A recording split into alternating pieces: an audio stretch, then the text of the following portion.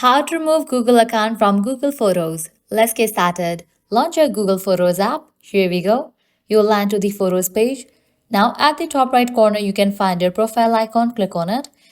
With that, you'll find the Google account that you are using for Google Photos. Now click on this drop down. You're gonna find all the Gmail accounts that you are using in your device. Now go ahead and click on the option of manage accounts on this device. Now from this page, you are able to remove Google account from Google Photos. Here towards the Google account that you want to remove from Google Photos, just go ahead and click on remove from this device.